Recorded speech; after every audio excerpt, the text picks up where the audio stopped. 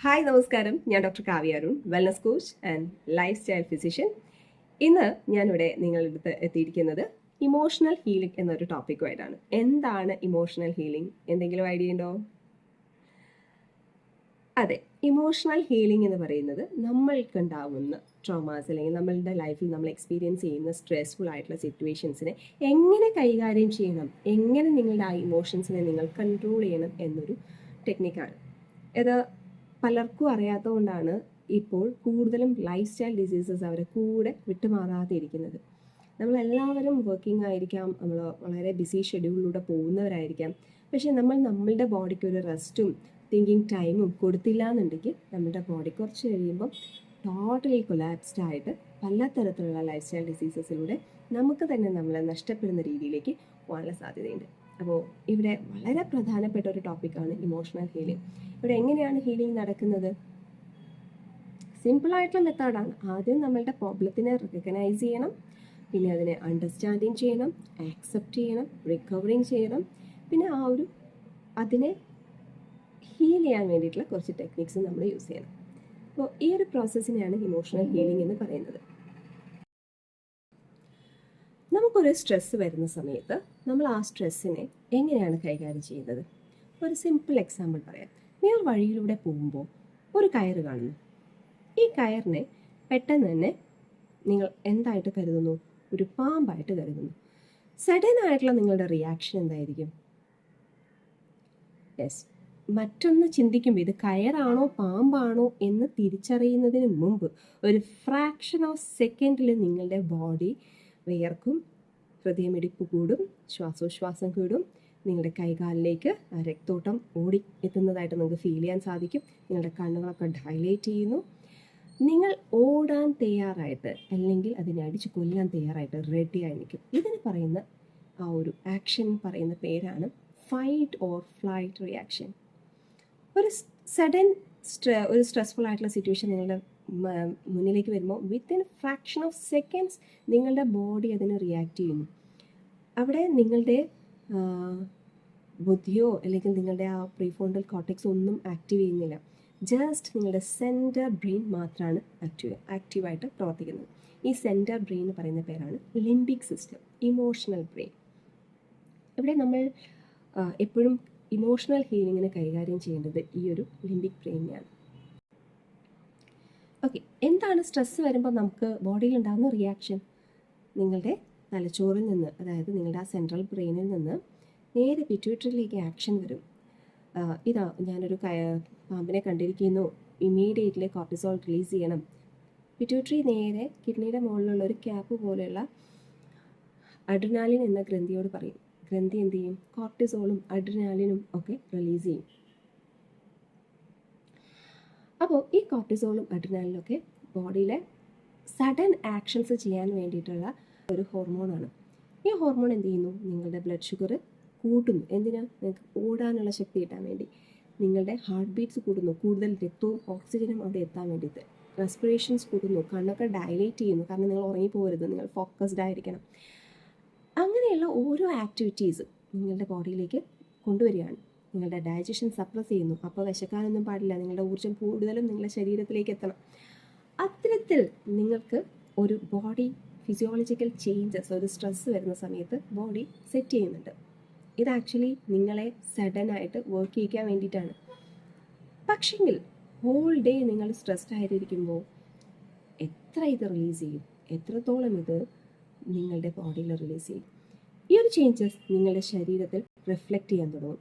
അതായത് നിങ്ങൾക്ക് hyper tension വരുന്നു, ഡയബറ്റീസ് വരുന്നു, ജോയിൻറ്റ് പെയിൻസ് വരുന്നു, മെമ്മറി ലോസ്, അല്ലെങ്കിൽ ബ്രെയിൻ ഫോഗ്, ഇങ്ങനെയുള്ള പല പ്രശ്നങ്ങൾ, അല്ലെങ്കിൽ കണ്ണിൽ തന്നെ ഗ്ലൂക്കോമ പോലെയുള്ള പ്രഷർ വേരിയേഷൻസ് ഒക്കെ വരുന്നു. ഈ ഒരു കണ്ടീഷനിൽ നിന്ന് നമുക്ക് എങ്ങനെ രക്ഷപ്പെടാം? അതിന് വേണ്ടിയിട്ടാണ് ഇവിടെ ഇമോഷണൽ ഹീലിംഗ് മെത്തേഡ് ഞാൻ നിങ്ങൾക്കായി പറഞ്ഞു തരുന്നത്. ഇവിടെ നമ്മൾ ഒരു 5 വേയിലാണ് ഇതിനെ ട്രീറ്റ് ചെയ്യുന്നത്. ആദ്യം നമ്മളുടെ പ്രശ്നം എന്താണെന്നുള്ള ഒരു അവെയർനെസ്സിലേക്ക് നമ്മൾ എത്തുക. പിന്നെ അതിനെ ആക്സെപ്റ്റ് ചെയ്യുക, അല്ലെങ്കിൽ ആക്സെപ്റ്റൻസ്. ആ സിറ്റുവേഷനെ നമ്മൾ ആക്സെപ്റ്റ് ചെയ്യുക. പലപ്പോഴും നമ്മൾ ആ സിറ്റുവേഷനെ ആക്സെപ്റ്റ് ചെയ്യുന്ന സമയത്ത് നമ്മുടെ ബോഡി അത് റിയലൈസ് ചെയ്യുന്നു. അതായത് നിങ്ങളുടെ പ്രീഫ്രോണ്ടൽ കോർട്ടെക്സ് എന്ന് പറയുന്ന ഏരിയ അതിനെ റിയലൈസ് ചെയ്യുന്നു. ഈ റിയലൈസേഷൻ നിങ്ങളെ അതിനുള്ള സൊല്യൂഷൻസിലേക്ക് കൊണ്ടുപോകും. നിങ്ങളിത് ഓവർ തിങ്ക് ചെയ്യുന്നതിനേക്കാളും ഇഫക്റ്റീവാണ് അതിനെ ആക്സെപ്റ്റ് ചെയ്യുന്നത്. Then you have to express it.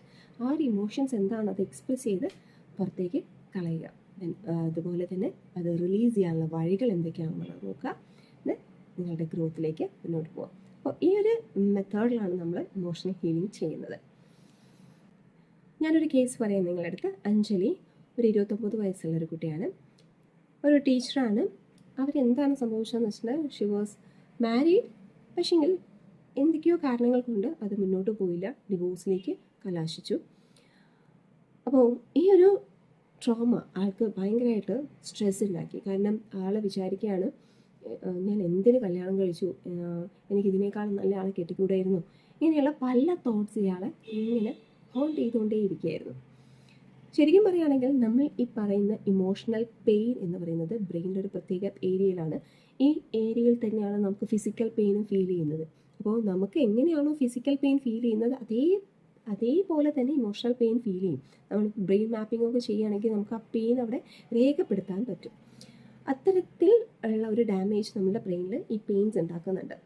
അപ്പോൾ ഇവർ ഇങ്ങനെ കണ്ടിന്യൂസ് ആയിട്ട് ഈ കാര്യങ്ങൾ ഇങ്ങനെ ചിന്തിച്ച് ഇത് പിന്നീട് സബ് കോൺഷ്യസ് മൈൻഡിലേക്ക് ഒരു ഓട്ടോ പൈലറ്റിംഗ് മോഡിലേക്ക് മാറും. അതായത് അവരിനി ചിന്തിച്ചില്ലെങ്കിൽ പോലും ഇതിങ്ങനെ അവരെ കൊണ്ട് ചിന്തിപ്പിക്കുന്ന രീതിയിലേക്ക് കണ്ടിന്യൂസ് ആയിട്ട് മാറും.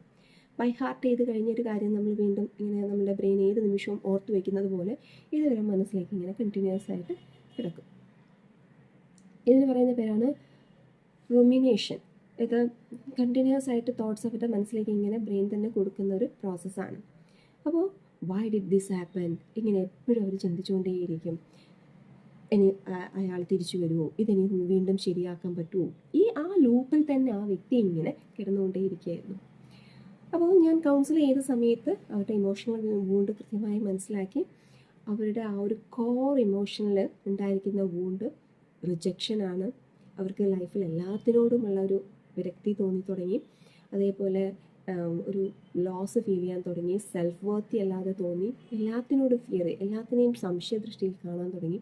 ഇതൊക്കെ അവരുടെ ഇമോഷനിൽ വല്ലാതെ അവരെ ബാധിച്ചൊരു കാര്യമായിരുന്നു. ഇതിൻ്റെ ഹീലിംഗ് മെത്തേഡിൽ ഒരു 5 സ്റ്റെപ്സാണ് ഞാൻ ഉപയോഗിച്ചത്. അതിൽ ഫസ്റ്റ് സ്റ്റെപ്പ് എന്ന് പറയുന്നത് അവരുടെ ഇമോഷണൽ അവെയർനെസ് അവരിലേക്ക് കൊടുക്കുക എന്നുള്ളതാണ്. അതായത് what am I feeling right now എന്ന ഒരു കൺസെപ്റ്റിലേക്ക് അവരെ കൊണ്ടുവന്നു. എന്താണ് ഞാനിപ്പോൾ ചിന്തിക്കുന്നത്, ഇപ്പോൾ എൻ്റെ മനസ്സിൽ എന്താണ്, ഫിയർ ആണോ അതോ സങ്കടമാണോ? ഞാനതിനെ അവെയർ ചെയ്യാൻ തുടങ്ങി. സാഡ്നെസ് ആണോ, ഫിയർ ആണോ, ലോൺലിനെസ് ആണോ, അങ്ങനെയുള്ള ഓരോ ഇമോഷൻസും ഇപ്പോൾ എനിക്ക് എന്താണ് തോന്നുന്നത്, am I happy or sad? ഇത് ഇങ്ങനെ ചെയ്യുമ്പോൾ എന്താണ് സംഭവിക്കുന്നതെന്ന് വെച്ചിട്ടുണ്ടെങ്കിൽ നമ്മൾ അത് നമ്മുടെ പ്രീഫ്രോണ്ടൽ കോർട്ടെക്സ് ഉപയോഗിച്ചിട്ടാണ് ചിന്തിക്കുന്നത്. ഇപ്പോൾ ഇവിടെ അമിഗ്ഡാലയുടെ പ്രവർത്തനം അപ്പോൾ അവിടെ കുറയും. കാരണം ഇത് നമുക്ക് ഓട്ടോമേഷൻ തരുന്ന ആ ഒരു ഹിപ്പോകാമ്പസ് വഴി ഓട്ടോമേഷൻ തരുന്നത് അവിടെ സബ്സൈഡ് ചെയ്യും. നമ്മളവിടെ തിങ്ക് ചെയ്യാൻ തുടങ്ങി. ഇവിടെ ആ ഒരു സബ്സൈഡ് ചെയ്യുന്ന ഭാഗമായിട്ട് കോർട്ടിസോൾ റിലീസ് ചെയ്യുന്നതും ഒന്ന് ബ്രേക്ക് ചെയ്യും. അപ്പോൾ ആ ഒരു കണ്ടിന്യൂസ് കോർട്ടിസോൾ റിലീസിനെയും ഒന്ന് കൺട്രോൾ ചെയ്യാൻ ഇതിലൂടെ സാധിക്കും. രണ്ടാമത്തെ സ്റ്റെപ്പ് എന്ന് പറയുന്നത് സെൽഫ് കമ്പാഷനാണ്. അതായത് പണ്ട് എപ്പോഴും ആ കുട്ടി ഇങ്ങനെ അവളെ ബ്ലെയിം ചെയ്തുകൊണ്ടേയിരിക്കുകയായിരുന്നു. ഇപ്പോൾ ആ ഒരു ബ്ലെയിമിങ്ങിൽ നിന്ന് അവളെ ആക്സെപ്റ്റ് ചെയ്യാൻ തുടങ്ങി. Okay, right now I am little bit down, അല്ലെങ്കിൽ എനിക്ക് ഒരു സ്ട്രെസ് ഉണ്ട്, ഞാൻ കുറച്ച് വേദനിക്കുന്നുണ്ട്, ഹേർട്ട് ചെയ്യപ്പെട്ടിട്ടുണ്ട്, ഇറ്റ്സ് ഓക്കെ, എനിക്കതൊന്ന് റിക്കവർ ചെയ്യാൻ പറ്റും. സെൽഫ് കമ്പാഷൻ, അതായത് അവളെ തന്നെ കൗൺസിൽ ചെയ്യണം.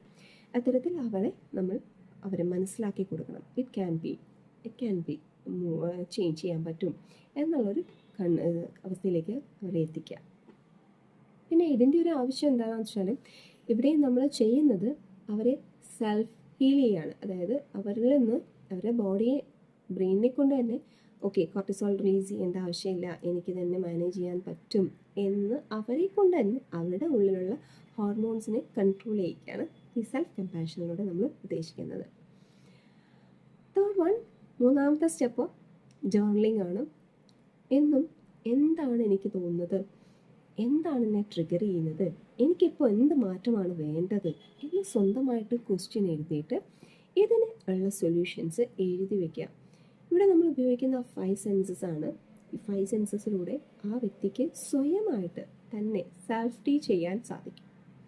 എനിക്ക് ഈ മാറ്റങ്ങളാണ് വേണ്ടത്, ഞാൻ ഇങ്ങനെ മാറിയിരിക്കണം, ഇവിടെയാണ് എനിക്ക് ചേഞ്ചസ് നൽകേണ്ടത് എന്ന് സ്വയം ആ വ്യക്തി അയാളെ ടീച്ച് ചെയ്യാണ്. ഇതും ഇമോഷണൽ സപ്രസ് ചെയ്യുന്നതിനെ റിലീസ് ചെയ്യാൻ സാധിക്കും. ആ ഒരു ക്ലാരിറ്റി അവരിലേക്ക് കൊണ്ടുവരാൻ സാധിക്കും. ആ പെയിൻ പ്രോസസ്സിനെ കൺട്രോൾ ചെയ്യാനും അതിനെ ഡിമിനിഷ് ചെയ്യാനും ഇത് സഹായിക്കും. നാലാമത്തേത് അവരെ ഫോർഗീവ്നെസ് പ്രാക്ടീസ് ചെയ്യുകയാണ്. ആ സിറ്റുവേഷനിൽ അയാളോട് ക്ഷമിക്കുക എന്നത് ചിലപ്പോൾ ബുദ്ധിമുട്ടായിരിക്കും. പക്ഷെങ്കിൽ അവരോട് ക്ഷമിക്കാൻ, അതായത് ഞാൻ എന്നെ വേദനിപ്പിക്കുന്നത് എനിക്ക് നിർത്തണം, ഞാൻ എന്നോട് ക്ഷമിക്കുന്നു, ഞാൻ എന്നെ ഒരുപാട് വേദനിപ്പിച്ചിട്ടുണ്ട്, അതിനെനിക്ക് എന്നെ റിക്കവർ ചെയ്ത് കൊണ്ടുവരണം എന്ന ആ ഒരു സെൽഫ് ഫോർഗീവ്നെസ് അത് വളരെ ഇമ്പോർട്ടൻ്റ് ആണ്. അഞ്ചാമത്തേതായിട്ടുള്ളത് റീബിൽഡ് ചെയ്യുക എന്നുള്ളതാണ്. ഇവരുടെ ഈ ഇമോഷൻസിനെ നമ്മൾ ഹാൻഡിൽ ചെയ്യാന്ന് വെച്ചാൽ അവരെ അത് മനസ്സിലാക്കി കൊടുക്കുക, അതിനെ അവർ അണ്ടർസ്റ്റാൻഡ് ചെയ്യുന്നു, റിലീസ് ചെയ്യുന്നു എന്നത് മാത്രമല്ല, അവരെ ഒന്നുകൂടി സ്ട്രോങ് ആയിട്ട് അവരുടെ ആ ഒരു ന്യൂറോ പ്ലാസ്റ്റിസിറ്റി, ആ ഒരു വിഷമത്തിനുണ്ടായിരിക്കുന്ന ന്യൂറോൺസിൽ നിന്ന് വ്യത്യസ്തമായിട്ടുള്ളൊരു ന്യൂറോൺസിനെ അവരുടെ ബ്രെയിനിലേക്ക് ക്രിയേറ്റ് ചെയ്യണം. ഈ ക്രിയേഷന് യോഗ, അതേപോലെ പല പുതിയ hobbies, friendships, personal goals, self growth, അങ്ങനെയുള്ള കുറേ കാര്യങ്ങൾ അവരിലേക്ക് കൊണ്ടുവരണം.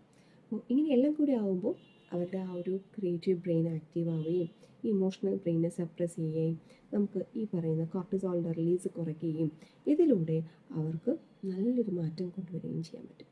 അപ്പോൾ ഈ ഒരു വ്യക്തിക്ക് ഞാനൊരു 3 മാസം കണ്ടിന്യൂസ് ആയിട്ട് ആ ഒരു ഇമോഷണൽ ഹീലിംഗ് കൊടുത്തതിന് ശേഷം ആൾ സാഡ്നെസ്സിൽ നിന്ന് ഒരുപാട് മാറി, ആങ്സൈറ്റി കുറഞ്ഞു, സെൽഫ് കോൺഫിഡൻസ് ഒരുപാട് ഇമ്പ്രൂവ് ചെയ്തു, സെൽഫ് എസ്റ്റീം, സെൽഫ് സ്റ്റെബിലിറ്റി, തൊട്ടാക്കറിയുന്ന ആ ഒരു പ്രകൃതവും എന്തെങ്കിലുമൊക്കെ ഹോണ്ട് ചെയ്തിട്ടുണ്ടാവുന്ന സങ്കടപ്പെടലും ഒക്കെ സ്റ്റോപ്പ് ചെയ്യാൻ തുടങ്ങി. അതിനെയൊക്കെ വിത്ത്സ്റ്റാൻഡ് ചെയ്യാൻ ആൾ പഠിച്ചു.